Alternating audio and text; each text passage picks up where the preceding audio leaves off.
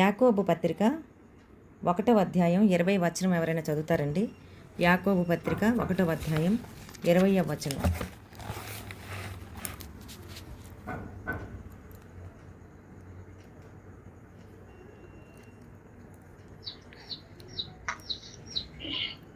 ఎందుకనగా మేడం చదవరా. ఎందుకనగా నరుని కోపము దేవుని నీతిని నెరవేర్చదు. చాలు. ఇక్కడ యాకోబు పత్రిక 1వ అధ్యాయం 20వ వచనంలో ఏముందంటే, నరుని కోపము దేవుని నీతిని నెరవేర్చదు. ఎందుకు నెరవేర్చదు అంటే, మనకి ఎప్పుడైనా కోపం వచ్చిందనుకోండి, మన కోపం ఏమవుతుందంటే దేవుని యొక్క నీతిని అది నెరవేర్చదు. మనం ఏమనుకుంటామంటే, మనకు కోపం వచ్చింది కాబట్టి ఏదో ఒక పని చేయాలి, లేదంటే అవతల వాళ్ళ మీద అరవాలి, ఇంకేదైనా చేయాలి, మన కోపంలో అవతల వాళ్ళ మీద పగ తీర్చుకోవాలి, అలా అనుకుంటాం. కానీ అది ఏది కూడా దేవుని యొక్క నీతిని నెరవేర్చదని దేవుడు మనతో చెప్తున్నాడు. అది ఎలా అనేది నేను వివరిస్తానండి. అయితే అరణ్యంలో సౌలు గారు దావీదును తరుముతూ ఉన్నప్పుడు, ఇదంతా కూడా మనకందరికీ తెలిసిందే, 1వ సమూయేలులో ఉంటుంది. తనతో ఉన్న 600 మందికి కూడా ఆహార కొరత, అంటే ఆహారం లేదనమాట. వాళ్ళు తినడానికి తిండి లేదు. కాబట్టి వాళ్ళకి ఏమైందంటే, వాళ్ళందరికీ కూడా భోజనం పెట్టాలని చెప్పి నాబాలు దగ్గరికి పంపిస్తాడు దావీదు. పంపించినప్పుడు నాబాలు ఏమంటాడంటే, వాళ్ళు చేసిన ఉపకారానికి, అంటే దావీదు తన అనుచరులు నాబాలుకి ఎంతో ఉపకారం చేశారు. వారి పొలంలో, తర్వాత వాళ్ళ యొక్క పశువులన్నీ కూడా అక్కడ మేత మేస్తూ ఉంటే శత్రువులు వచ్చి పట్టుకొని వెళ్ళిపోకుండా, తర్వాత వాళ్ళకి అంటే ఆ గొర్రెలకి, ఆ మందలకి ఏ కీడు కలగకుండా, ఏ దుష్టమృగాలు కూడా వాళ్ళని ఈడ్చుకొని పోకుండా వీళ్ళంతా కూడా కాపాడుతూ వస్తున్నారనమాట. అలాంటప్పుడు ఈ నాబాలు ప్రత్యుపకారం చేయకుండా ఏం చేస్తున్నాడు అని అంటే, ఇంకా దావీదు తాలూకా అనుచరుల్ని తిట్టి చాలా అంటే ర్యాష్గా బిహేవ్ చేశాడనమాట. చాలా రూడ్గా బిహేవ్ చేశాడనమాట. ఎంతో రకరకాల మాటలని చెప్పి వాళ్ళని పంపడం జరిగింది. అయితే ఈ సమయంలో నాబాలు జ్ఞానంతో మాట్లాడలేదండి, కనికరంతో లేడు. కనికరంతో లేకుండా వాళ్ళతో ఎలా ఉన్నాడంటే చాలా కఠినంగా ప్రవర్తించాడనమాట. అంటే తన హృదయానికి, తన నోటికి ఎలా వస్తే అలా మాట్లాడాడు, తన మనసుకి ఎలా తోస్తే అలా ప్రవర్తించాడనమాట. అయితే దావీదు పంపిన మనుషులు తిరిగి వచ్చి జరిగిందంతా కూడా దావీదుతో చెప్పారు. దావీదుకి చెప్పినప్పుడు దావీదుకి పట్టరానంత కోపం వచ్చిందనమాట.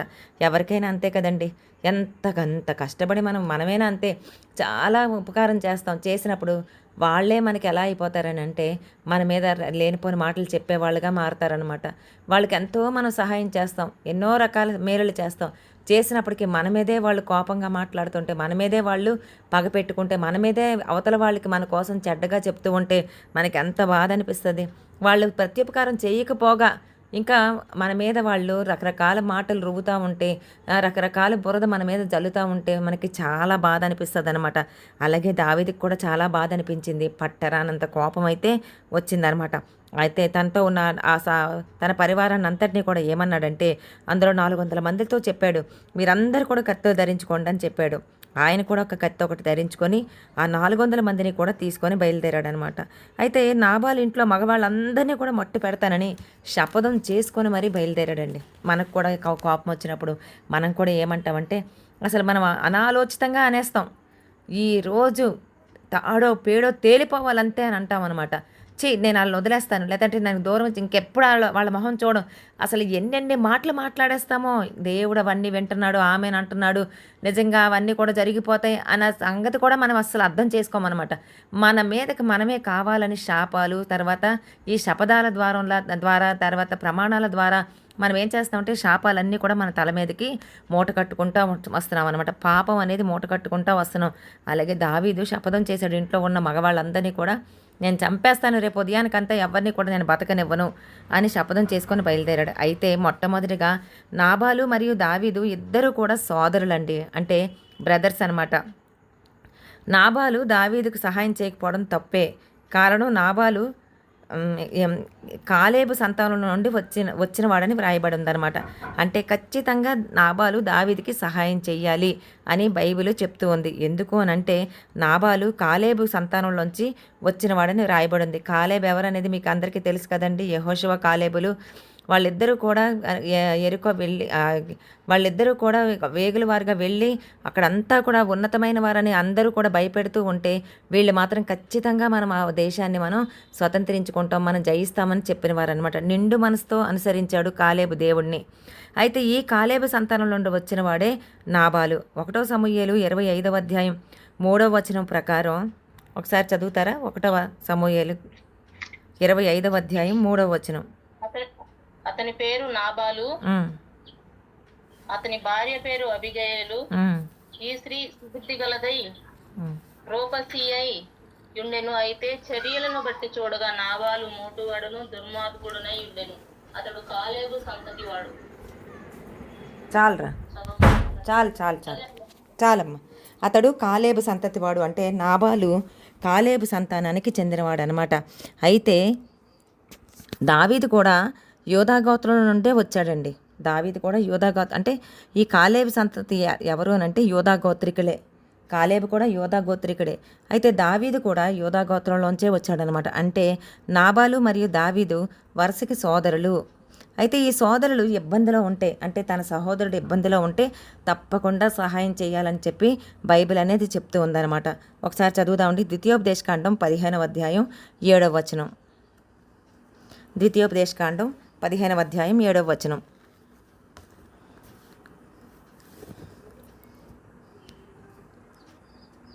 నీ దేవుడైన యెహోవా నీకిచ్చుచున్న దేశమందు చదవరా. నీ కుటుంబంలో ఎక్కడైనాను నీ సహోదరుల్లో ఒక బీదవాడు ఉండిన ఎడల బీదవాడైన నీ సహోదరుని కరుణింపకుండా నీ హృదయమును కఠినపరుచుకొనకూడదు. నీ చెయ్యి ముడుచుకొనక వాని కొరకు అవశ్యముగా చేయు చాచి వాని అక్కర చొప్పున ఆ అక్కరకు చాలినంత అవశ్యముగా వానికి అప్పియవలెను. చదువు. విడుదల సంవత్సరమైన 7వ సంవత్సరము సమీపమైనది. చెడ్డ తలంపు నీ మనసులో పుట్టక ఉండునట్లు జాగ్రత్త పడుము. చాలమ్మా. బీదవాడైన నీ సహోదరు. ఓకేరా. అయితే ద్వితీయోపదేశకాండం ఈ 15వ అధ్యాయం 7వ వచనం 8వ వచనం 9వ వచనంలో ఇప్పుడు జయమ్మ చదివిన ప్రకారం మన దేవుడైన యెహోవా వాళ్ళకి ఇచ్చిన దేశమందు అంటే ఎక్కడైనా ఏ విలేజ్లోనైనా ఏ ప్లేస్లోనైనా ఏ ప్రదేశంలోనైనా ఎక్కడైనా నీ సహోదరులలో, ఎందుకంటే వాళ్ళందరూ కూడా సహోదరులే కదండి, యాకోబు సంతానమే కదా, నీ సహోదరులలో ఒక్క భేదవాడు ఉన్న అంటే ఎవరైనా భేదవాళ్ళు ఎవరైనా కనిపించారనుకోండి మీ సహోదరుల్లో, ఆ భేదవాడికి ఏం చేయాలంటే కరుణింపకుండా మన హృదయాన్ని కఠినపరచుకోకూడదు. అంటే వాళ్ళ హృదయాన్ని కఠినపరచుకోకూడదు అనమాట. ఇదంతా కూడా దావీదుకి తెలుసు. ఎందుకంటే వాళ్ళందరూ కూడా దావీదు దేవునికి ఇష్టానుసారుడైన వ్యక్తి. ఆయనకి ఈ ధర్మశాస్త్రం అంతా కూడా తెలుసు. ఇలాగ ఉండి కూడా నాబాలుకు కూడా తెలుసు. ఎందుకంటే ఇదంతా కూడా ఇలా చేయాలనే సంగతి నాబాలుకు కూడా తెలుసు. అయినా సరే దేవుని యొక్క ఆజ్ఞను మీరుతూ ఉన్నాడనమాట. వీళ్ళకి ఎంతో అవసరతలో ఉన్నారు దావీదు వాళ్ళు. అయినా సరే అవసరత తీర్చడానికి నాబాలు ఇష్టపడలేదు. కఠినపరుచుకున్నాడు, తన హృదయాన్ని కఠినపరుచుకున్నాడు అనమాట. అలాగే చెయ్యి ముడుచుకోక వాని కొరకు అవశ్యముగా చెయ్యి చాపి వారక్కర చొప్పున వారక్కరకు చాలనంత అవశ్యముగా వానికి అప్పు ఇవ్వాలి. చూసారా, ఇక్కడ అప్పుగా ఉండి అంటే ఇప్పుడు దావీదు తర్వాత మళ్ళీ రాజు అవుతాడు, ఖచ్చితంగా రాజు అవుతాడు. సౌలు రాజు తరమడం మానేసిన తర్వాత ఖచ్చితంగా దావీదు మళ్ళీ సంపాదించుకుంటాడు. ఆ సంపాదన యావత్తు తను ఏదైతే నాబాలు ఇచ్చాడో అదంతా కూడా తిరిగి మళ్ళీ నాబాలుకి ఇచ్చేస్తాడు. ఎందుకనంటే వాళ్ళకి ఇచ్చిన తర్వాత 7 సంవత్సరాల వరకు కూడా ఆ అప్పు తీర్చడానికి వాళ్ళకి అవకాశం ఉందన్నమాట. ఒకవేళ 7 సంవత్సరాల వరకు కనుక వాళ్ళు కనుక అప్పు తీర్చలేకపోతే అది విడుదల సంవత్సరం, 7వ సంవత్సరం విడుదల సంవత్సరం కాబట్టి అమ్మో 7 సంవత్సరాలకిగా 7వ సంవత్సరం అయిపోతుంది కాబట్టి ఇంకా వీళ్ళని అప్పు తీర్చరని చెప్పి అలాంటి చెడ్డ తలంపు కూడా అసలు పుట్టకూడదంట. ఎందుకంటే దేవుడు నీకు ఇచ్చిన దాన్ని బట్టి, సమృద్ధిని బట్టి, ఆ సమృద్ధిలోంచి ఖచ్చితంగా భేదవాడైన మనుష్యుడికి లేదంటే భేదవాడైన తన సహోదరునికి అప్పు అనేది ఇవ్వాల్సిందేనమాట. అయితే దావీదు అవసరతలో ఉన్నాడు, అప్పుడు భేదస్థితిలో ఉన్నాడు, ఆహార కొరతతో ఉన్నాడు, ఆహార లేమితో ఉన్నాడు, వస్త్ర లేమితో ఉన్నాడు, చాలా ఇబ్బందులతో ఉన్నాడు. అలాంటి వ్యక్తిని చేర్చుకోకుండా నాబాలు ఏం చేస్తున్నాడంటే కఠినంగా ప్రవర్తిస్తున్నాడు అనమాట. ఆహారం ఇవ్వకుండా వాళ్ళందరినీ కూడా దావీదు ఎవడు అని చెప్పి ఎంతో గర్వంగా మాట్లాడినట్టుగా కూడా మనం చూస్తూ ఉన్నాం అన్నమాట. అయితే దావీదుకి చాలా కోపం వచ్చింది. నాబాలు చేసిన పనికి కోపంతో రగిలిపోయాడనమాట. చెప్పుకున్నాం కదా 400 మంది సైన్యంతో బయలుదేరాడని. అసలు నాబాలుకి కోపం రావడం కరెక్టేనా అంటే అవును. ఎందుకంటే నాబాలు చేసిన పనికి దావీదుకి కోపం రావడమే కాదండి, దావీదు పంపించిన మనుషులు వాళ్ళు ఎంతో ఇన్సల్ట్గా ఫీల్ అయ్యారనమాట. ఇప్పుడు యజమాని చూడండి, సౌలు వేల కొలదిగాను, దావీదు 10,000 కొలదిగాను అని చెప్పి స్త్రీలు పాటలు పాడిన వ్యక్తి అండి. ఎంతోమందికి రోల్ మోడల్గా మారిన వ్యక్తి అండి దావీదు. మహావీరుడు, అతను సింహపు గుండె వంటి వాడు అని. ఎలాంటి శత్రువుకైనా సరే దావీదును చూస్తే దడ పుట్టవలసిందే, భయం కలగవలసిందేనమాట.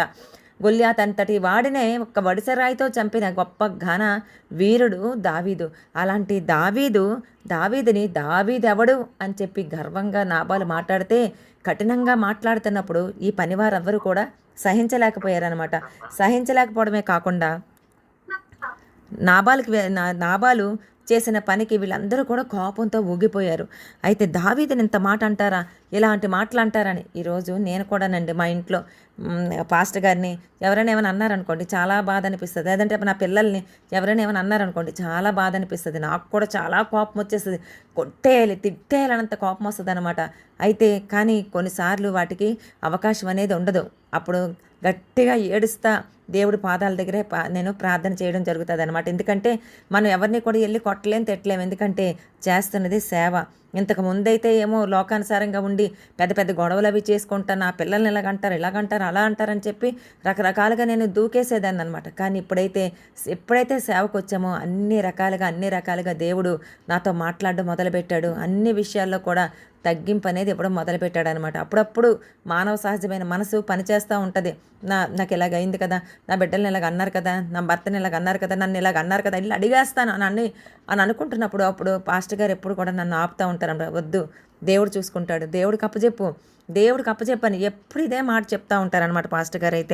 అయితే ఇక్కడ ఈ పనివారు అంత గొప్ప దావీదుని, అంటే ఒక రోల్ మోడల్, దావీదుని అనుసరించడానికి 600 మంది వచ్చేసారండి. ఆయన సౌలు తరుముతున్నాడని తెలుసు, ఏదో ఒక రోజు సౌలు చేతిలో చిక్కి చచ్చిపోతాడేమో అని తెలిసినా సరే 600 మంది ఎంతో ఇష్టంగా దావీదు దగ్గర చేరారనమాట. దావీదుతో తిరగడానికి ఇష్టపడ్డారు, దావీదుతో సంచరించడానికి ఇష్టపడ్డారు, దావీదుతో కలిసి నివసించడానికి ఇష్టపడ్డారు.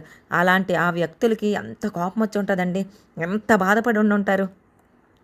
అందుకని అలాగే వాళ్ళ మనుషులకే కాదండి, దేవునికి కూడా దావీదు ఇష్టానుసారుడు అని చెప్పి మనకి బైబిల్ చెప్పడం జరుగుతుందన్నమాట. ఇలాంటి దావీదుని నాబాల్ అనేటప్పటికీ ఈ 600 మంది కూడా తట్టుకోలేకపోయారండి. అందుకని వాళ్ళు ఏం చేశారంటే, నేను చదవనవసరం లేదండి, 1 సమూయేలు 25వ అధ్యాయం 13వ వచనం ప్రకారం 200 మందిని సామాన్ల దగ్గర కాపలా పెట్టారనమాట. మిగతా 400 మంది కూడా ఒక్కొక్కడు ఒక్కొక్క కత్తి పట్టుకొని వాళ్ళు బయలుదేరారనమాట. ఎందుకు ఎలా బయలుదేరారు అంటే, నాబాలుకున్న వారిలో ఒక్క మగపిల్లవారనైనను నేను ఉండనీయను, లేదా దేవుడు మరి గొప్ప అపాయము దావీదు శత్రువులకు కలుగజేయనుగాక అని ప్రమాణం చేస్తూ బయలుదేరాడనమాట దావీదు. అంటే దావీదు చంపేశాడు ఖచ్చితంగా. ఎందుకంటే ఒక్క వడిసరాయితోనే గొల్యాతు లాంటి గొప్ప వీరుడిని చంపేశాడండి దావీదు. అలాంటిది నాబాలు ఏమాత్రం అండి, నాబాలు దగ్గర ఉన్న మగవాళ్ళు ఏమాత్రం అండి, దావీదు దగ్గర సైనికులందరూ కూడా వాళ్ళు అసలే చాలా కోపంతో ఉన్నారు. ఆ కోపంలో ఎవరు ఏం చేస్తారో కూడా తెలియదండి. మనం కూడా చూస్తూ ఉంటాం కదా, ఏదైనా మనకి ఒక విపత్తు జరిగిందనుకోండి, ప్రజలు కోపంతో రగిలిపోతారు. దేన్ని తగలబెడతారో తెలీదు, ఏ పని చేస్తారో తెలీదు, వేటిని అద్దాలతో పగలగొడతారో తెలీదు, ఏ వాహనాలు ధ్వంసం చేస్తారో తెలీదు. అలాంటి పరిస్థితుల్లో ఉంటారు. అంటే కోపము ఎలాంటి పనినైనా సరే ఆలోచించకుండా అది చేసేటట్టుగా మనల్ని ప్రేరేపిస్తూ ఉంటుంది అనమాట. అయితే దావీదు ఇంకో మాట కూడా అంటున్నాడు. అంటే 2 ఆప్షన్స్ అనమాట. ఒక్క మగపిల్లవాడిని కూడా నేను ఉండనియ్యను, రేపు ఉదయం లోపల వాళ్ళందరూ కూడా నేను చంపేస్తాను. లేదు అలా నేను చంపలేదనుకోండి, దేవుడు మరి గొప్ప అపాయం దావీదు శత్రువులకు కలుగజేయనుగాక అంటున్నాడు. అంటే ఇక్కడ కూడా దావీదు దేవుడితో ఒక మాట మాట్లాడుతా, అంటే దావీదు ఎప్పుడు కూడా దేవుడి మీదే ఆధారపడతాడు. అయితే వెళ్ళి చంపేద్దాం అనుకున్నాడు. ఒకవేళ నేను అలా గనక ఒకవేళ చంపకపోతే దేవుడు ఖచ్చితంగా నా శత్రువులకి అపాయం కలుగజేస్తాడు అని చెప్పి ఇక్కడ ప్రమాణం చేస్తూ ఉన్నాడు అనమాట. అదే మనం నిన్న మొన్న తర్వాత ఈరోజు మొన్న ఫ్రైడే కూడా పాస్టర్ గారు చెప్పారు కదండి, మన శత్రువులకి వాళ్ళకి లెక్కలేని నిక్కట్లు కలుగుతాయి అన్నమాట, వాళ్ళకి ఇబ్బందులు కలుగుతాయి. మనల్ని అంటే మన దేవుడు ఊరుకునే దేవుడు కాదండి, దేవుడు ఖచ్చితంగా కలుగజేసుకుంటాడు. అయితే నాబాలు పట్ల దావీదుకి కోపం రావడం సబబేనా అని అంటే కరెక్టేనండి. ఎందుకంటే ఖచ్చితంగా రావాలి, ఎవరికైనా వస్తుంది. దావీదు లాంటి వాడికి కూడా వచ్చింది. కాకపోతే ఏంటంటే పగతో ఆ కోపాన్ని చూపించుకుంటే నేను పగ తీర్చుకోవాలని అనుకున్నాడు. అంటే వాళ్ళ తాలూకా మగపిల్లలందరినీ కూడా నేను చంపేస్తానని పగ పెట్టుకుంటా ఆయన బయలుదేరాడనమాట. అంటే పగ మాత్రం పెట్టుకోవద్దని దేవుడు చెప్తున్నాడు. ఏమని చెప్తున్నాడంటే లేవీకాండం 19వ అధ్యాయం 17వ వచనం ప్రకారం నీ హృదయంలో నీ సహోదరుని మీద పగ పట్టకూడదు అని ఉంది. అంటే దేవుడిచ్చిన ఆజ్ఞలు కట్టడలు ఎలా ఉన్నాయనంటే మన సహోదరుని మీద పగ పట్టకూడదండి. మన సహోదరులు మనకి చాలా కష్టాలు పెడతారు. ఎందుకంటే మనల్ని అనరాని మాటలు మనల్ని అంటూ ఉంటారు. మన పక్కలోనే ఉంటారండి. పక్కలోనే ఉండి బళ్ళేల్లా పొడుస్తూ ఉంటారు. మనతోనే మాట్లాడుతుంటారు. ఎదుటివారికి మన మీద రకరకాలుగా చెప్తూ ఉంటారనమాట. నిందలు వేస్తూ ఉంటారు. అయితే వాళ్ళ మీద దేవుడు అంటున్నాడు, వాళ్ళ మీద నువ్వు పగ పట్టకూడదు. ఎందుకు అనంటే ఇప్పుడు ఇందాక మనం చదువుకున్నాం కదండి, యాకోబు 1వ అధ్యాయం 20వ వచనం, నరుని కోపం దేవుని నీతిని నెరవేర్చదు. దేవునికి ఒక నీతి అనేది ఉందండి. ఇప్పుడు నీతి జాతి లేదా అని అడుగుతాం మనం. మనకి ఎవరైనా ఏదైనా మనకి మన విషయంలో ఏదైనా పొరపాటు చేశారనుకోండి, మనుషులు ఎలా అంటారంటే నీకు నీతి జాతి లేదా అంటారంటే నీకు జాతి లేదు, నీకు నీతి లేదు, నువ్వు నీతి తప్పిపోయావు అని అంటారనమాట. నీకే జాతి లేదనమాట. అందుకనే నువ్వు ఒక కరెక్ట్ మంచి జాతిలో కనుక నువ్వు పుట్టుంటే నువ్వు ఇలాంటి పని చేసుండేవాడు కాదు అన్నట్టుగా మనం ఆ మాట ఉపయోగించి మాట్లాడతాం. అయితే దేవుడు అంటున్నాడు, నరుని కోపం అంటే మన కోపం దేవుని యొక్క నీతిని, ఆయన ఒక నీతి కలిగిన దేవుడు అండి. ఆయనకంటూ కొన్ని నీతి సూత్రాలు ఉన్నాయి. ఆయన నీతి న్యాయాలను అనుసరించే దేవుడు. నీతి న్యాయాలను బట్టి ఆయన తీర్పు తీర్చే దేవుడు అనమాట. ఆ నీతిని మన కోపం అనేది నెరవేర్చదు. కాబట్టి దేవుడు మనతో కూడా మాట్లాడుతున్నాడు. నీ సహోదరుని మీద ఎప్పుడు కూడా నువ్వు పగ పెట్టుకోవద్దు. నీకు కరెక్టే, నీ జీవితంలో కొన్ని తప్పులు జరిగాయి, నీ జీవితంలో కొన్ని కష్టాలు వచ్చాయి, నీకు చాలా కష్టపెట్టారు, అయినా సరే నువ్వు పగ పెట్టుకోవద్దు. ఉన్నావా, ప్రార్థన చేయి. నీ శత్రువుల కోసం నువ్వు ప్రార్థన చేయని దేవుడు మాట్లాడుతూ ఉన్నాడు అనమాట. అయితే కీడుకు ప్రతి కీడు చేయరాదని కూడా బైబిల్ చెప్తుందండి. అంటే కోపం మనుషుల చేత ఎలాంటి పనైనా చేయిస్తుంది అనమాట. అయితే కోపం కారణంగా దావీదు చాలా సౌమ్యుడే. అలాంటి సౌమ్యుడైన దావీదు కూడా యూదుడైన నాబాల్ని చంపడానికి సిద్ధపడిపోయాడండి. అంటే నాబాల్ నేను చంపేస్తాను అని చెప్పి. నెమ్మది సాధుగుణం ఎలాంటి కోపం కన్నా కూడా మరి చాలా ప్రయోజనకరమైంది. అంటే నువ్వెంత సాఫ్ట్గా ఉంటే, ఎంత సాధుగుణంగా ఉంటే అది ఎంతో మంచిదనమాట. చెప్పాను కదా, నేను చాలా ఎమోషనల్ అనమాట. ఏదైనా సరే ఫటాఫట్ దాన్ని ఇంకా ఆ క్షణంలో అలా తేలిపోవాలంతే. ఆ క్షణానికే నేను అంటే మనసులో ఇంక ఉంచుకోలేనమాట. ఏదైనా ఆ క్షణమే అలా కడిగేసుకోవాలి, ఆ క్షణంలోనే అది మర్చిపోవాలి. మళ్ళీ నేను మనసులో పెట్టుకోలేను. అలా నేను అడిగేస్తానంటే పాస్టర్ గారు చాలాసార్లు నన్ను ఆపడం జరిగింది. అస్సలు నువ్వు మాట్లాడుకో, దేవునికి అప్పగించు. దేవుడికి తెలుసు కదా నీకు నీ జీవితంలో ఇది ఎలా చేశాడు అని అంటే ఖచ్చితంగా దేవుడు ఆ మార్గం కూడా నేను నడిపించాలని కోరుకున్నాడు. కాబట్టి నువ్వు అస్సలు మాట్లాడొద్దని నన్నైతే నాకు పాస్టర్ గారేనండి పక్కన అనమాట. బలంగా నేను పైకి లేస్తుంటే నన్ను అంటే అణిచేవారు మాత్రం పాస్టర్ గారేనమాట. నువ్వు అలా మాట్లాడకూడదు, వద్దు, అసలు ఆ మాట కూడా అనకూడదు. దేవుడు చూస్తున్నాడు కదా, దేవుడు చూసుకుంటాడు. దేవుడు మన మాటలు వినటం లేదా? ఒకరితో ఒకరు మాట్లాడుకుంటే దేవుడు వింటున్నాడు కదా ఖచ్చితంగా. అవి చెడ్డ మాటలైనా సరే, మంచి మాటలైనా సరే ప్రతి ఒక్కరిని దేవుని కన్ను చూస్తూ ఉంది. కాబట్టి నువ్వు అస్సలు కూడా ఎమోషన్ ఫీల్ అవ్వద్దు, అవతల వాళ్ళని నువ్వేమి కూడా అనొద్దు అని చెప్పి అంటూ ఉంటారనమాట. అయితే లేవీకాండం 19వ అధ్యాయం 18వ వచనం ప్రకారం కీడుకి ప్రతి కీడు ఎంత మాత్రము కూడా చేయకూడదు. ఇవన్నీ కూడా దావీదుకి తెలుసండి. నీ ప్రజల మీద కోపం ఉంచుకొనక నిన్ను వలె నీ పొరుగువారిని ప్రేమించవలను, నేను యెహోవాను. అంటే మన ప్రజల మీద కోపం ఉంచుకోకూడదు. చాలామందికి ఏంటి తెలుసా అండి, ఎప్పుడైనా వాళ్ళకి కోపం వచ్చింది అనుకోండి, బాధ అనిపించింది అనుకోండి, మనకి కొంచెం బాధ అనిపిస్తుంది. అవతల వాళ్ళ మాటలు మనకి కొంచెం బాధ అనిపిస్తాయి. అవతల వాళ్ళ అప్పటి వరకు కూడా మనతో చాలా బాగున్నోళ్ళు, చాలా క్లోజ్గా ఉన్నోళ్ళు ఎందుకో సడన్గా ఈ విషయంలో మాత్రం నన్ను పట్టించుకోవట్లేదని చెప్పి కొంచెం బాధ అనిపిస్తుంది, కొంచెం కోపం వస్తుంది అనమాట. తర్వాత కొంచెం మనసు నొచ్చుకుంటుంది. అప్పుడు మనం ఏమని తీర్మానం చేసుకుంటామంటే ఇంకెప్పుడు కూడా వాళ్ళకి ఏమీ కూడా చెప్పకూడదు, ఇంకెప్పుడు కూడా వాళ్ళతో మాట్లాడకూడదు, ఇంకెప్పుడు కూడా వాళ్ళతో క్లోజ్గా ఉండకూడదు, ఇంకెప్పుడు కూడా వాళ్ళకి ఫోన్ చేయకూడదు, ఇంకెప్పుడు కూడా వాళ్ళకి ప్రార్థన అవసరత చెప్పకూడదు, ఇంకెప్పుడు కూడా వాళ్ళతో కలిసి నేను ప్రార్థన చేయకూడదు, భోజనం చేయకూడదు, దగ్గరగా ఉండకూడదు, వీలైనంత డిస్టెన్స్ పాటించాలి అని చెప్పి మనసులో తీర్మానం తీసుకుంటారనమాట.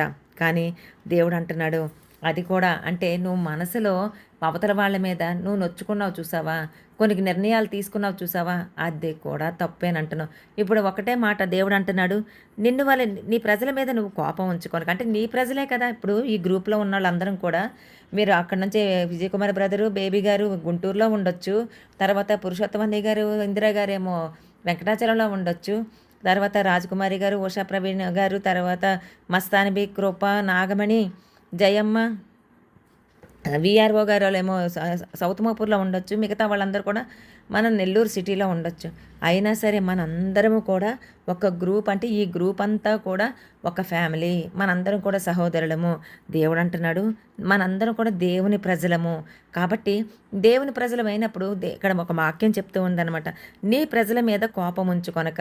అంటే నేను నా భర్త మీద కోపం ఉంచుకోకూడదు, ఇందిరాగాంధీ నా మీద కోపం ఉంచుకోకూడదు, పురుషోత్తం అన్నయ్య గారేమో మా ఆయన మీద కోపం ఉంచుకోకూడదు.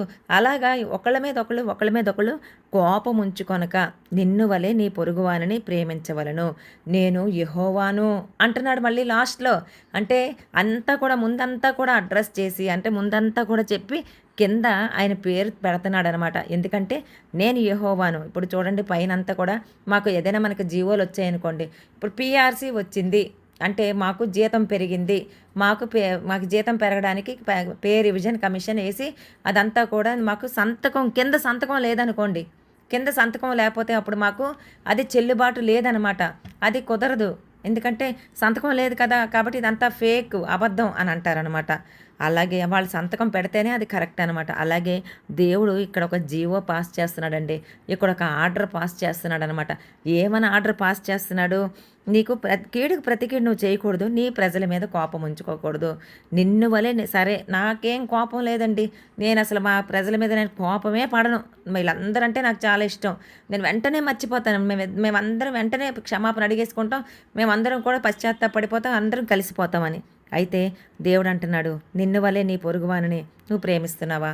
నువ్వు అనుకుంటున్నావు కదా, నువ్వు ఎలాగా ఇప్పుడు చూడు నువ్వు తప్పు చేస్తున్నావు అంటే, ఇప్పుడు నేనే తప్పు చేస్తున్నానండి, నేను తప్పు చేసే అవతల వాళ్ళు నాకు ఇద్దరికి పడలేదు, పడినప్పుడు ఇద్దరం ఏదో అనుకున్న తర్వాత క్షమాపణ అడిగేసాను, తర్వాత నేనేమనుకుంటానంటే కొంచెం సోషల్ డిస్టెన్స్ నేను ఉంచాలి అంటే పాటించాలని అనుకుంటాను, వాళ్ళతో కొంచెం మాటలు తగ్గించాలి అని అనుకుంటాను, వాళ్ళతో కొంచెం దూరంగా ఉండాలి అని అనుకుంటాను, వాళ్ళతో కొంచెం కలకుండా నా పనేదో నేను చేసుకొని వెళ్ళిపోవాలి అని అనుకుంటాను అనమాట. అయితే నేను తప్పు చేసుకున్నాను అనుకోండి, నేనే తప్పు చేసుకున్నాను అనుకోండి, నాతో నేను మాట్లాడకుండా ఉంటానా? నన్ను నేను ప్రేమించుకోకుండా ఉంటానా? నేను దర్జాగా సమాజంలో తిరగకుండా నేను ఉంటానా? నా పనులన్నీ కూడా నేను ఈజీగా నేను చేసుకోకుండా ఉంటానా? ఆత్మన్యూన్యత భావంతో నేను దూరంగా ఉంటానా? ఒంటరిగా ఉంటానా? అలా ఉండను కదా. దేవుడు అంటున్నాడు నిన్ను నువ్వు ఎలా చూసుకుంటావో నీ పొరుగువానిని కూడా నువ్వు అలాగే చూడాలి. నీకు కోపం లేదు, నాకే కోపం లేదు, నాకే బాధ లేదు, నాకు ఎటువంటి ఇది లేదు అని నువ్వు చెప్తున్నావే, చెప్పి కొన్ని అడ్డులు అంటే కొన్ని గట్టులు నువ్వు వేసుకుంటున్నావు కదా, అంటే ఇది లేకుండా కొన్ని తలుపులు నువ్వు మూసుకుంటున్నావు కదా. దేవుడు అంటున్నాడు నీ హృదయంలో అలాంటి తలుపులు ఏమైనా ఉన్నాయేమో, కొన్ని తలుపులు నువ్వు మూస్తూ ఉన్నావేమో, కొన్ని లోకానుసారమైన ప్రవర్తనకి నువ్వు తావిస్తున్నావేమో, ఇవన్నీ కూడా తీసేస్తే దేవుడు నీ ప్రార్థన వింటాడు, దేవుడు నీ జీవితంలో గొప్ప కార్యాలు చేస్తాడని కూడా దేవుడు మనతో మాట్లాడుతూ ఉన్నాడు అనమాట. అయితే ఇక్కడ సందర్భం ఇది కాబట్టి కీడుకి ఏమాత్రం ప్రతికీడు చేయకుండా మనల్ని ఎలాగైతే మనం ప్రేమించుకుంటామో ఆ కీడు జరిగిన తర్వాత కూడా అవతల వాళ్ళని కూడా అంతే ప్రేమతో మనం పలకరించడం, అంతే ప్రేమతో వాళ్ళ పట్ల మనం ప్రవర్తించడం కూడా దేవుడికి కావాలి అని చెప్పి కింద నేను యెహోవాను అంటే ఈ మాటలు చెప్తున్నది స్వయంగా నేను యెహోవాను, నేనే నీతో మాట్లాడుతున్నాను డైరెక్ట్గా అని చెప్తున్నాడు అనమాట. అలాగే అల్పమైన విషయాలపై కోపం ఉంచొద్దని కూడా దేవుడు మనతో మాట్లాడుతున్నాడండి. దావీదు లాంటి మహావీరుడు పిచ్చుక లాంటి నాబాలండి, నాబాలతో యుద్ధమా చెప్పండి? నాబాలు ఏమైనా పెద్ద వీరుడు శూరుడు అని రాయబడి ఉందా అక్కడ? మహాగణుడు అని రాయబడి ఉందా? ధనవంతుడు ఆస్తిపరుడు అని ఉందంతే. ధనం ఎవరికి కావాలండి? ఎలాంటి సౌలు చాలా ధనవంతుడు, కానీ ఇది సౌలు చాలా చాలా ధనవంతుడు. అయితే సౌలు గొల్యాతుని జయించగలిగాడా? డబ్బు ఫిలిష్తీన్లను జయించగలిగిందా? ఆయన తాలూకా బంగారం, వెండి బంగారం, తర్వాత యుద్ధోపకరణాలు ఇవన్నీ కూడా గొల్యాతుని జయించగలిగాయా? కాదండి. అయితే నాబాలు ధనవంతుడే, కాకపోతే నాబాలు దావీదు లాంటి యుద్ధవీరుడైతే కాదనమాట. దావీదు లాంటి మహావీరుడు పిచ్చుక లాంటి నాబాలుతో యుద్ధం చేస్తానని బయలుదేరాడండి. దావీదు దగ్గర చూస్తే నాబాలు చాలా స్వల్పమైనవాడు, చాలా అల్పమైనవాడు. అలాంటి నాబాలతో యుద్ధానికి వెళ్తుంటే అంటే అంత అవసరం లేదు కదా అన్నట్టుగా అనిపిస్తుంది అనమాట. ఈరోజు మనం కూడానండి, మనం జీవం కలిగిన దేవుని బిడ్డలమండి. అయితే ఈ జీవం కలిగిన దేవుని బిడ్డలమైన మనం జీవం కలిగిన దేవుని బిడ్డలమైన మనం ఏం చేస్తూ ఉంటామంటే లోకస్తులతో మనం పనికిరాని విషయాల కోసం అనమాట, చిన్న చిన్న విషయాల కోసం అవతల వాళ్ళని మనం యుద్ధం చేస్తూ ఉంటాం. మన మాటలతో యుద్ధం చేస్తామండి. దావీదులా గబగబా కత్తి పట్టుకొని వెళ్ళిపోము. కత్తి వంటి మాటలు అనమాట, కత్తిపోటు వంటి మాట మన నాలుక మీద పెట్టుకొని అవతల వాళ్ళతో మనం యుద్ధం చేస్తూ ఉంటామండి. మన మాటలతో యుద్ధం చేస్తాం, మన తలంపులతో యుద్ధం చేస్తాం. ఇవన్నీ దేవుడు చూడ్డా? మన మనసులో అబ్బా అవతల వాళ్ళు ఎలాంటి వాళ్ళు, యువతల వాళ్ళు ఎలాంటి వాళ్ళు, బాబోయ్ వీళ్ళతో పడలేము అసలు, వాళ్ళు కీప్ డిస్టెన్స్ అని అంటాం. లేకపోతే కొంతమందికి మనం చెప్తా ఉంటాం ఇలా చేశారు అలా చేశారు, ఇంక ఇదే పని అనమాట. ఎదుటివారి కోసం నువ్వు కత్తిపోటు వంటి ఒక మాట మాట్లాడిన అది నరహత్యతో సమానమని దేవుడు చెప్తూ ఉన్నాడు అనమాట. అవతల వాళ్ళకి అంత భక్తి లేదనుకోండి, కానీ నువ్వు విశ్వాసంలో ఎదిగావు కదా, నువ్వు శూరుడివే కదా, నువ్వు వీరుడివే కదా. దేవుని దృష్టికి నువ్వు శూరుడివి, నువ్వు వీరుడివి. నువ్వు ఎలాంటి అంటే దావీదు ఆ రోజు ఆ 400 మందిని తీసుకొని యుద్ధానికి బయలుదేరాడండి, కానీ గొల్యాతు లాంటి గొప్ప వీరుని చంపాడండి. ఈరోజు మనం ఎలాంటి వాళ్ళని చంపుతున్నాం తెలుసా? మనం ఎలాంటి వాళ్ళతో యుద్ధం చేస్తున్నాం తెలుసా? మన యుద్ధోపకరణాలు మామూలువి కాదండి. అవి దుర్గాలను పడద్రోయిజాలనంత గొప్పవన్నమాట మన యుద్ధోపకరణాలు. అలాంటి యుద్ధోపకరణాలు మనం ధరించుకున్నాం. మనం యుద్ధం చేస్తున్నది మామూలు సామాన్యమైన వ్యక్తులతో అని మీరు అనుకుంటున్నారా? అయ్యో ఈ లోకంలో ఉండే మనుషుల్ని మనం చూస్తున్నామండి. మహా అయితే ఇదిగో ఈవిడ ఇలా చేసింది, లేకపోతే అతను అలా చేశాడు, ఈ పిల్లోడు ఇలా చేశాడు, ఆ అమ్మాయి ఇలా చేసింది అని చెప్పి మనం వాళ్ళ కోసం ఊరికే తిట్టేసుకుంటూ ఉంటాం అనమాట. అలాంటి ఆ కత్తిపోటు వంటి మాటలు వద్దంటున్నాడు దేవుడు. అలాంటి మన అంటే వాళ్ళందరూ కూడా పిచ్చికలు లాంటి వాళ్ళు అని చెప్తున్నాడు అనమాట దేవుడు. ఎందుకు అని అంటే మనం చేస్తున్నది అంధకార సంబంధమైన శక్తులతో మనం పోరాడుతున్నామండి. వాళ్ళని అక్కడ అనమాట అలాంటి అంత బలమైన ఆ శక్తులతో మనం యుద్ధం చేస్తూ ఉన్నాం అనమాట. ప్రతిరోజు అన్న గ్రూపులో ఉండే ప్రతి ఒక్క బిడ్డ కూడా ఆ యొక్క అంధకార శక్తుల మీద యుద్ధం చేస్తూ ఉన్నారనమాట. ప్రతిరోజు ప్రకటిస్తున్నాం, 7:30కి వచ్చేస్తాం మేము, ఇదిగో రెడీ రెడీయా రెడీ అని అనమాట. అంటే మేము ఈరోజు ఈ క్షణం కూడా మనం యుద్ధ భూమిలో ఉన్నామన్నమాట. అదే దేవుడు అంటున్నాడు, పిచ్చుక లాంటివి నాబాలు లాంటి వాళ్ళు చాలామంది ఉన్నారు. కొన్ని దగ్గర కఠినంగా ప్రవర్తించే వాళ్ళు ఉంటారు, కఠినంగా మాట్లాడే వాళ్ళు ఉంటారు, రకరకాలుగా మాట్లాడే వాళ్ళు ఉంటారు. చచ్చే నువ్వు యుద్ధం చేసిన వాళ్ళతో కాదు, నువ్వు చేయాల్సింది వాళ్ళతో కాదు, వాళ్ళేమనద్దు.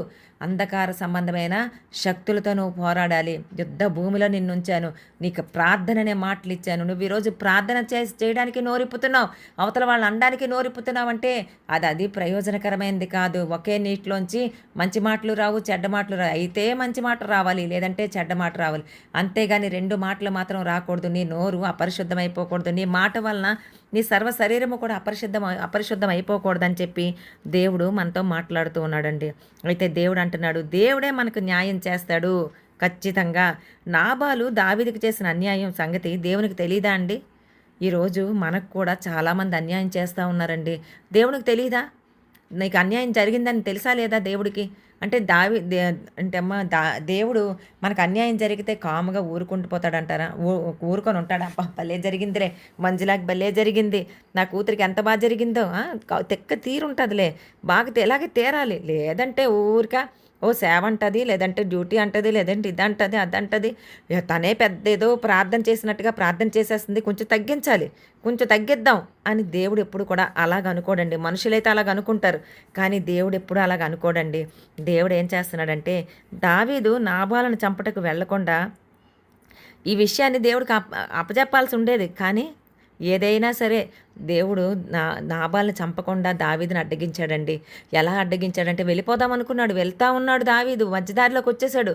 కానీ దేవుడు ఒక స్త్రీని పంపించి, అబీగయిల్ని పంపించి దేవుడు అక్కడ నాబాల్ని చంపకుండా దావీదుని ఆపాడనమాట. అయితే దేవుడు అంటున్నాడు, మనం దేవుడు మన నుండి ఆశించేది ఏంటంటే పగ తీర్చుట దేవుని పని, నా పని. నువ్వెందుకు పగ తీర్చుకుంటావు? నీ మాటలతో నువ్వెందుకు యుద్ధం చేస్తావు? నీ తలంపులతో నువ్వెందుకు యుద్ధం చేస్తావు అని చెప్పి దేవుడు అంటున్నాడు, నువ్వు ప్రార్థన చేస్తున్నావు కదా, నువ్వు నాకు అప్పచెప్పు, నేను చూడట్లేదా? నీ జీవితంలో ఏం జరుగుతుందో నేను చూడటం లేదా? నీకు ఎంత అన్యాయం జరుగుతుందో నేను చూడటం లేదా? ప్రతిదీ నాకు అప్పచెప్పు, నేను ఖచ్చితంగా యుద్ధం చేస్తానని చెప్పి నేను పగ తీర్చుకుంటాను, నీ శత్రువుల పట్ల నేను పగ తీర్చుకుంటానని దేవుడు మనతో మాట్లాడుతున్నాడండి. 1 సమూయేలు 25వ అధ్యాయం 38వ వచనం ప్రకారం దేవుడే నాబాల్ను మొత్తినట్టుగా వ్రాయబడిందనమాట. ఖచ్చితంగా దేవుడు నాబాల్ని 10 రోజుల్లోగానే మొత్తాడండి. మొత్తి అతను చనిపోయినట్టుగా చేశాడు. మరణాన్ని అంటే ఒక అభిషిక్తుడిని, దేవుని చేత అభిషేకం పొందిన వ్యక్తిని నాబాలు అనడానికి త్వరపడకూడదు. ఎందుకంటే నాబాలుకి తెలుసండి దావీదు అభిషిక్తుడని చెప్పి. నాబాలుకి తెలుసు దావీదు వేల కొలదిగాను, అంటే సౌలు వేల కొలదిగాను, దావీదు 10,000 కొలదిగాను. అంటే ఇజ్రాయేలీల సైన్యం అంతా కూడా, ఇజ్రాయేలు ప్రదేశం అంతా కూడా, ఇజ్రాయేలీలు దేశమంతా కూడా ఫిలిష్తీన్ల చేతిలోనికి వెళ్ళిపోకుండా, ఫిలిష్తీన్ల బానిసత్వంలోకి వెళ్ళిపోకుండా అడ్డుపడిన వాడు దావీదు అని నాబాలుకి తెలుసండి. అయినా సరే దావీదు కోసం మాట్లాడడానికి ఆయన త్వరపడిపోయాడండి. కఠినంగా వ్యవహరించాడు, తన హృదయాన్ని కఠినపరుచుకున్నాడు. ఈరోజు దేవుడు అంటున్నాడు, నువ్వు నేను కూడా దేవునితో అభిషేకం పొందిన వ్యక్తులం. అనుకుంటున్నారా? అది జయం అనుకుంటుంది, నేనేంటి నాకేం చదువు లేదు, ఏమీ లేదు. నాగమని నాకేంటనియా నాకు చదువు లేదని. కాదు, చదువు ఇక్కడ అసలు ముఖ్యమే కాదు. నువ్వు దేవుని చేత పంపబడిన వ్యక్తివి. ఈరోజు ఈ గ్రూపులో ఉన్నావు అని అంటే, ఈరోజు యుద్ధభూమి. నేను చెప్తున్నాను కదా, ప్రతిరోజు పాస్టర్ గారు రండి సవాల్ అంటున్నారనమాట. 7:30కి జాయిన్ అయిపోతారు. టకటక సైన్యం. మనం దేవుని సైనికులమండి, పరలోకపు సైనికులమండి, పరలోకపు వారసులమండి. మన పౌరసత్వం అక్కడుంది, పరలోకంలో ఉంది. కాబట్టి దానికోసం మనం పోరాడుతూ అనేకుల్ని ఈ రోజు యుద్ధ భూమిలో, నిన్న కొంతమంది కోసం మనం యుద్ధం చేసేసాం, ఈ రోజు కూడా కొంతమంది కోసం యుద్ధం చేస్తున్నాం. యుద్ధం చేయడానికి మనందరం కూడా 7:30కంతా ఈ యుద్ధ భూమిలోకి వచ్చేస్తున్నాం అనమాట. ఈ యుద్ధ భూమిలో ఆనాడు ఇజ్రాయేలీలు కత్తులు కానీ ఈటెలు కానీ ఏవి కూడా దేవుని ఆలయాన్ని కట్టడానికి అసలు వాళ్ళు ఇనుప పనిముట్టునే వాళ్ళు ఉపయోగించలేదండి. చప్పట్లు కొడుతూ ఉన్నారండి. తర్వాత దేవునికి స్తోత్రాలు పాడుతూ ఉన్నారండి, స్తుతులు చెల్లిస్తూ ఉన్నారండి, ప్రార్థనలు చేస్తూ ఉన్నారండి. ఈరోజు మన యుద్ధ భూమి కూడా ఇదే. మనం చప్పట్లు కొడుతూ ఉన్నాం, ప్రార్థనలు చేస్తున్నాం, కృతజ్ఞతాస్తుతులు చెల్లిస్తున్నాం, పాటలు పాడుతూ ఉన్నాం, వాక్యాన్ని బోధించుకుంటున్నాం, ఒకరికొకరు పురుకలుపుకున్నాం. సబాష్ రా అక్కడ వాళ్ళేంటి, నువ్వు ఎలాంటోడు, నువ్వు అలాంటోడు అని చెప్పి సౌలుకి చూసారా, అసలు సౌలు వస్తుంటే రాజాది రాజా మార్కాండ అని చెప్పి ఎలా పొగుడుతారో, అలాగా ఈరోజు మనమే పురుకొల్పుకోవడానికి ఈ వాక్యం దేవుడు మనతో మాట్లాడుతున్నాడండి. నువ్వు ఇలాంటి దానివి, నువ్వు ఇలాంటి వాడివి, నువ్వు దేవుని యొక్క పరిచారకుడివి, నువ్వు దేవుని యొక్క సైనికుడివి, నువ్వు గట్టి అయిన వాడితోనే నువ్వు పోరాడుతున్నావు అని చెప్పి దేవుడు మనకి ఆదరణ కలుగజేస్తూ ఆయన పరిశుద్ధాత్మ అభిషేకాన్ని మనకిస్తూ ప్రార్థనలో మనం పోరాడేటట్టుగా చేస్తూ ఉన్నాడండి. ఈరోజు ఇక్కడ ఉన్న మనందరం కూడా దేవుని యొక్క అభిషేకం పొందిన వ్యక్తులం అనమాట. ఆనాడు దావీదు అభిషేకం పొందిన వ్యక్తిని ఒక్క మాట అనడానికి కూడా దావీదైతే ఇష్టపడలేదు. సౌలు అభిషేకం పొందిన వ్యక్తిని, సౌలుని ఒక్క మాట కూడా అనలేదండి. నువ్వు దేవుని చేత అభిషేకం పొందిన వ్యక్తివి నాయనా, సౌలా నా తండ్రి అని చెప్పి, నిన్ను నేను చంపను తండ్రి అని చెప్పి చెప్తున్నాడు. నిన్ను ఒక్క మాట కూడా నేను అనను తండ్రి అని దావీదు ఎంతో తగ్గింపు కలిగిన వ్యక్తిగా ఉన్నాడు. అందుకనే దావీదుని దేవుడు అంతగా దీవించాడండి. ఈరోజు మనందరం కూడా దేవుని చేత అభిషేకం పొందిన వ్యక్తులు. మనల్ని ఒక మాట ఎవరైనా అంటే దేవుడు ఊరుకుంటాడు అనుకుంటారా? నాబాలను మొత్తినట్టుగా అవతల వాళ్ళని మొత్తేస్తాడండి. కాకపోతే మనం అవకాశం ఇవ్వాలని దేవుడు చెప్తున్నాడు. మనం అవకాశం ఇవ్వాలి వాళ్ళకి. మనం వెళ్ళి మనం నోటి మాటలతో, మన యొక్క ఆలోచనలతో, మన యొక్క తలంపులతో మనం యుద్ధం చేయకూడదు. అదేంటంటే మనం ధరించుకున్నది ఆత్మీయ, అంటే మనకి తెలుసు కదండి, సర్వాంగ కవచాన్ని మనం ధరించుకున్నాం. దానితో మనం యుద్ధం చేయవలసిందంటే ప్రార్థనలో యుద్ధం చేయాలి, స్తుతులతో యుద్ధం చేయాలి, కానీ అలాగే విజ్ఞాపనతో యుద్ధం చేయాలి, ఆత్మారాధనతో అంటే ఆత్మతో సత్యమతో ఆరాధించడంతో మనం యుద్ధం చేయాలి. కానీ మనం ఫిజికల్గా అంటే శరీరంతో మనం యుద్ధం చేయకూడదని దేవుడు మాట్లాడుతున్నాడు. అలాంటి యుద్ధం మనం కనుక చేస్తే నాబాలను మొత్తినట్టుగా దేవుడు మన శత్రువులను కూడా మొత్తుతాడు అని చెప్పి దేవుడు మనతో మాట్లాడుతున్నాడండి. ఒకవేళ అన్యాయంగా ఎవరైనా మనల్ని ఇబ్బంది పెడుతున్నారా, దేవుడు తప్పక కలుగజేసుకుంటాడండి. మేలు చేసి అంటే వాళ్ళకి అనేకమైన ఇక్కట్లు, మనం చెప్పుకున్నాం కదా, శుక్రవారం పాస్టర్ గారు మనతో చెప్పారు కీర్తనల ధ్యానంలో, వాళ్ళకి అనేకమైన ఇక్కట్లు కలిగేలా చేస్తాడు దేవుడు. అలాగే మేలు చేసిన వానికి కీడు తలపెట్టు వానికి వాళ్ళ ఇంటికి తిరిగి కీడు తప్పకుండా వచ్చేస్తుందని వాక్యం చెప్తూ ఉందండి. మనం మేలు చేస్తూ ఉన్నాం, ఎవరికైనా మనం మేలే చేస్తామండి. ఎందుకంటే దేవుడికి మనం భయపడతాం కాబట్టి. అవతల వాళ్ళకి మనం మేలు చేసినప్పుడు మనకి ఎవరైనా కీడు తలపెట్టారనుకోండి, దేవుడు ఒప్పుకోడండి. దేవుడు ఒప్పుకోకుండా వాళ్ళ ఇంటి మీదకే, అంటే మన ఒక్కళ్ళకే కాదండి, వాళ్ళకి మొత్తం టోటల్ కుటుంబం యావత్తుకు కూడా వాళ్ళ ఇంటి మీదకి కీడు దేవుడు తీసుకొని వస్తాడనమాట. మనం తీసుకొస్తే తక్కువే, మనం ఏదైనా మహా అయితే ఈ ఇంట్లోంచి చెత్త ఆ ఇంట్లో వేస్తాం అంతే. కానీ దేవుడు గనక కీడు తలపెడితే మళ్ళీ వాళ్ళు లేవలేరండి, బయటికి రాలేరండి, అధపాతాళానికి వాళ్ళు తొక్కేస్తాడనమాట దేవుడు. అయితే వాని ఇంటి నుండి కీడు ఎన్నడూ తొలగిపోదు. మనం కీడు చేస్తే జస్ట్ ఒక చెంప మీద ఒక దెబ్బ వేస్తామేమో, అది ఆ క్షణానికే తగ్గిపోద్దండి. ఒక మాట అనేసి వెళ్ళిపోతామేమో, అది వెంటనే మర్చిపోతారు వాళ్ళు, కొన్ని రోజులయ్యాక మర్చిపోతారు. కానీ దేవుడు గనక కలుగు చేసుకుంటే వాని ఇంటిలో నుండి కీడు ఎన్నడూ తొలగిపోదనే సత్యాన్ని మనం జ్ఞాపకం చేసుకోవాలని దేవుడు మనతో మాట్లాడుతూ ఉన్నాడండి. అయితే మత్తయి సువార్త 5వ అధ్యాయం 22వ వచనంలో ఇంకో మాట కూడా ఉంది. ఏందంటే, తన సహోదరుని మీద కోపపడువాడు ప్రతి వాడు కూడా విమర్శకు లోనగును. ఈరోజు మన మీద ఎవరైనా ఏదైనా మాట అంటున్నారనుకోండి, మన మీద కోపపడుతున్నారనుకోండి, రకరకాలుగా పాస్టర్ గారికి వాక్యం రాదు, ఇంకా పాస్టర్ గారు ఏమి అసలు అంతా ఎప్పుడు చెప్పిందే చెప్తారు అని రకరకాలుగా మాట్లాడుతున్నారు అనుకోండి, ఖచ్చితంగా దేవుడు విమర్శకి లోన్ చేస్తాడండి. మనం ఏమీ అనవలసిన అవసరం ఏమి లేదు. పాస్టర్ గారు కూడా ఎప్పుడు మాట్లాడరు. కొన్నిసార్లు చాలా బాధపడుతూ ఉన్నారు ఈ మధ్యకాలంలో అయితే. ఇలా అంటున్నారని చెప్పి ఒక మాట తెలిసినప్పుడు చాలా బాధ అనిపిస్తుంది అనమాట. జ్వరంతో కూడా కృపావార్త రిపీట్ అయిపోతుందని చెప్పి జ్వరంతో కూడా కృపావార్త చేసిన రోజులండి మావి. ఎంతో కష్టం, టైం ఉండటం లేదు, అటు ఇటు ఇటు అటు రోజు పరిచర్య ఇదంతా కూడా. అయినా సరే రకరకాల మాటలు వచ్చినప్పుడు దాన్ని దేవుడు అంటున్నాడు, తన సహోదరుని మీద కోపపడి ప్రతి వాడు, అంటే ఏ మాట అన్నా సరే రకరకాలుగా మాటలన్నా వాళ్ళు విమర్శకు లోనవుతారని దేవుడు చెప్తున్నాడు. అలాగే తన సహోదరుని చూచి వ్యర్థుడా అని చెప్పువాడు మహాసభకు లోనవుతాడని చెప్తున్నారండి. ఈరోజు మాకే కాదండి, అంటే నేను మాకే చెప్తున్నాను, మా విషయంలోనే అన్వయించుకుంటున్నాను. పాస్టర్ గారికి అసలు వాక్యమే రాదు అని అంటే యూజ్లెస్ అని అర్థం కదండి. వ్యర్థుడు అంటే వ్యర్థం. ఆయన ఏం చెప్తున్నాడు, ఆయనకు అసలు వాక్యమే రాదంటే అతను వ్యర్థుడు అని అర్థం అనమాట. అయితే తన సహోదరుని చూచి వ్యర్థుడా అని చెప్పువాడు మహాసభకు లోనవుతాడని చెప్పి వాక్యం చెప్తుందండి. ఈరోజు తర్వాత ద్రోహి అని ఎవరైనా మనం చెప్పామనుకోండి, వాడు నరకాగ్నిలో పడిపోతాడంట. నువ్వు ద్రోహివి అని చెప్పారనుకోండి, అది నరకాగ్నిలో పడిపోతాం. కాబట్టి మన మాటలు ఎలా ఉన్నాయి ఒక్కసారి ఆలోచన చేసుకోమని దేవుడు చెప్తున్నాడు. నువ్వు అనాలోచితంగా గబగబా చెప్పేస్తున్నావేమో, అనాలోచితంగా అవతల వాళ్ళతో మాట్లాడేస్తున్నామేమో, అనాలోచితంగా మనం ఏదో చెప్పేయాలి, అవతల వాళ్ళు చెప్తున్నారు కదా అని మనం అంటున్నామేమో. నువ్వు అన్నా సరే నువ్వు నరకాగ్నికి వెళ్ళిపోతావని దేవుడు చెప్తున్నాడు. నువ్వు మహాసభకు లోనైపోతావని దేవుడు చెప్తున్నాడు. నువ్వు విమర్శలోకి వచ్చేస్తావని దేవుడు చెప్తున్నాడు. ఎంత చేసిన భక్తి కూడా వేస్ట్ అయిపోద్దని దేవుడు చెప్తున్నాడు. ఈ ఒక్క మాట చాలు. అవతల వాళ్ళు ఏదైనా దేవుడు నాతో మాట్లాడాడండి. ఏమని మాట్లాడాడంటే, చాలామంది చాలా మాటలు మాట్లాడేస్తారు. మాట్లాడేసిన తర్వాత ఏమంటారంటే, తండ్రి మళ్ళీ ప్రార్థన చేసినప్పుడు విస్తారమైన మాటల్లో దోషం ఉండక మానదు తండ్రి. అబ్బా, దేవుడికే అప్పచెప్పేస్తుంటారు. మళ్ళీ వాక్యం ఎంత బాగా అప్పచెప్పేస్తుంటారో. తాత ముందు ఆ దగ్గులండి, విస్తారమైన పాపాలు, విస్తారమైన మాటల్లో దోషం ఉండక మానదు తండ్రి, దయతో క్షమించు తండ్రి, నా ప్రార్థన మీ సంధ్యానికి చేర్చుకోమంటే దేవుడు చేర్చుకుంటాడా? అస్సలు కుదరదండి.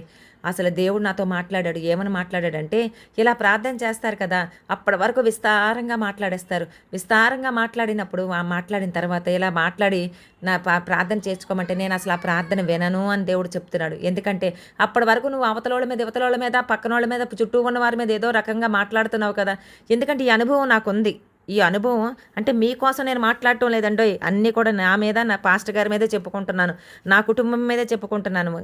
కాబట్టి ఇదిగోండి, నేనే వేరే వాళ్ళతో మాట్లాడేదాన్ని అనమాట. ప్రార్థన చేసుకుందామని చెప్పి అనుకుని ప్రార్థన తక్కువ పావుగంటే, కానీ మాటలు ఎక్కువ మాట్లాడేసుకునేవాళ్ళం. అప్పుడు నాకు చాలా, అమ్మో నేనేంటి అపరిశుద్ధతలోనికి వెళ్తున్నట్టుగా ఉంది, నేను వింటున్నాను, దేవుడు చెప్పాడు నాతో, నువ్వు వింటున్నావు కదా, నువ్వు అని అంటున్నా సరే నువ్వు మహాసభకి వెళ్ళిపోతావు, నువ్వు నరకాగ్నికి వెళ్ళిపోతావు అని దేవుడు నాతో మాట్లాడాడు అనమాట. తర్వాత నువ్వు విస్తారమైన మాటలు దోషం ఉండక మానదని చెప్పి దయతో క్షమించి అంటున్నావే, నేను క్షమించను. ఎందుకు క్షమించను అని అంటే, అప్పటి వరకు నీవు నీ ఇష్టానుసారంగా నువ్వు మనస్ఫూర్తిగా నువ్వు రకరకాల మాటలు మాట్లాడిన తర్వాత అప్పటికప్పుడు నీ పెదవులతో తండ్రి నన్ను క్షమించు అని అంటే నేను క్షమించేస్తానా? నువ్వు మళ్ళీ అవతల వాళ్ళందరి దగ్గర కూడా నువ్వు సరిచేసుకొని ఎప్పుడు క్షమిస్తాడంటే దేవుడు, రాజకుమారి గారి కోసం ఏమైనా మాట్లాడావా, రాజకుమారి గారి కోసం మళ్ళీ నువ్వు మంచిగా అయిపోవాలన్నమాట, ఆవిడ చాలా మంచిది అని నీ మనస్ఫూర్తిగా నువ్వు ఒప్పుకునే వరకు, ఇందిరా గారు చాలా మంచోళ్ళు అని మనస్ఫూర్తిగా నువ్వు ఒప్పుకునే వరకు, అలాగే కృపమ్మ చాలా మంచిది, జయమ్మ చాలా మంచిది అని నీ మనసులోకి అంటే పూర్తిగా వాళ్ళ మీద చాలా ప్రేమ వచ్చి అవతల వాళ్ళని మంచి మనసుతో, మంచి దృష్టితో నువ్వు చూసే వరకు కూడా ఆ పాపాలన్నీ కూడా అలా నిలిచి ఉండిపోతాయని దేవుడు చెప్పాడండి. అప్పుడు నాకు అమ్మ బాబోయ్ అని నాకు భయం వేసి, దెబ్బతో ప్రార్థన లేదు, మాటలు లేవు, ఫట్ అనమాట కట్ చేశాను ఇమీడియట్గా. నేనే దూరంగా పారిపోయానండి. ఆనాడు యోసేపు పాపం దగ్గరికి వచ్చినప్పుడు పారిపోయాడని ఉందండి వాక్యంలో. పాస్టర్ గారు చాలాసార్లు చెప్తారు, యోసేపు ఆ పాపం నుండి, అంటే పోతీఫర్ భార్య యొక్క ఆ యొక్క పాపం అని మనం ఎప్పుడు అనుకుంటాం, అక్కడి నుంచి పారిపోయాడని. పాపం ఏదైనా పాపమేనండి. అది నోటి మాట వల్ల కలిగే నొప్పి అయినా సరే, నాలుక ద్వారా ఎంత పాపం జరుగుతుందో. నువ్వు వ్యభిచారమే పెద్ద పాపం అనుకుంటున్నావా? ఎదుటి వాళ్ళు తప్పు చేస్తేనే పాపం అనుకుంటున్నావా? దోచుకుంటేనే పాపం అనుకుంటున్నావా? దొంగతనం చేస్తేనే పాపం అనుకుంటున్నావా? కాదు కాదు కాదు, మన నోటి మాట కూడా క్షణంలో పాపంలో పడిపోతామండి మనం. అది అగ్నండి, మొత్తం అరణ్యాన్నే చిచ్చు పెట్టి కాల్చేస్తుందని దేవుడు చెప్తూ ఉన్నాడనమాట. అయితే అలాంటి నోటి మాట ద్వారా పాపం నాకు నాకు తగులుతుంది, పాపంలో పడిపోతున్నాను, అందరి కోసం మనం మాట్లాడుకోవడం వల్ల ఇగో నా పాపాలన్నీ కూడా నిలిచి ఉండిపోతున్నాయి, మా ప్రార్థన ఏమి సఫలం కావట్లేదు అని దేవుడు చెప్తే, అంబాబోయ్ ప్రార్థన వద్దు, మాటలు వద్దు, ఏమీ వద్దని చెప్పి ఇమ్మీడియట్గా నేను అది స్టాప్ చేశానండి. అంటే ఆ పాపం నుండి నేను దూరంగా పారిపోయిన, ఆ సిచ్యుయేషన్ నుండి నేను దూరంగా పారిపోయిన అనమాట. అమ్మయ్య, నా ప్రార్థన నేను చేసుకుంటాను, నా మాటలు నేను మాట్లాడుకుంటాను. ఇదిగో ఇలాగ ఈ యుద్ధ భూమిలో ఉన్న వీళ్ళందరితో కూడా, అంటే మీ అందరితో కూడా మాట్లాడుకుంటే ప్రశాంతంగా ఉంటుంది. ఎందుకంటే మనందరం కూడా పోరాడుతూ ఉన్నాం కదా.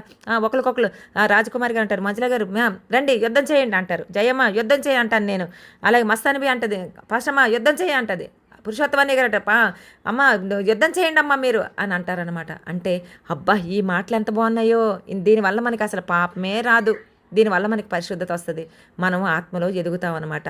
కాబట్టి దేవుడు అంటున్నాడు ఖచ్చితంగా, ఇగో దావీదును దేవుడు ఆపేశాడు. ఎందుకనంటే దేవుడు అభిషేకించిన అభిషిక్తుడు కాబట్టి అబీగయిల్ని పంపించి దేవుడు ఆపేశాడు. దేవుడు కలుగు చేసుకొని నాబాల్ని మొత్తేశాడండి. ఈరోజు మనల్ని ఆపడానికి ఇదిగోండి ఈ 7:30 నుంచి మనం వాక్యాలు మనం చెప్పుకుంటా ఉన్నాం కదా, ప్రార్థనలు చేసుకుంటా ఉన్నాం కదా, శుక్రవారం మనం కలుస్తున్నాం కదా, అలాగే ఆదివారం దేవుని సన్నిధిలో కలుస్తున్నాం కదా. దేవుడు ఇన్ని మార్గాలు పెట్టి దేవుడు మనం తప్పులో పడిపోకుండా, పాపంలో పడకపోకుండా, నరహత్యలో పడిపోకుండా దావీదుని ఆపిన దేవుడు మనల్ని కూడా, అంటే సహోదరుని చంపేస్తే అది నరహత్యే కదండి, అలాగా ఆ పాపంలో పడిపోకుండా దావీదుని ఆపిన దేవుడు మనల్ని కూడా ఆపునుగాక. దేవుడు ఈ మాటలు దీవించునుగాక. ఆమేన్, ఆమేన్, ఆమేన్.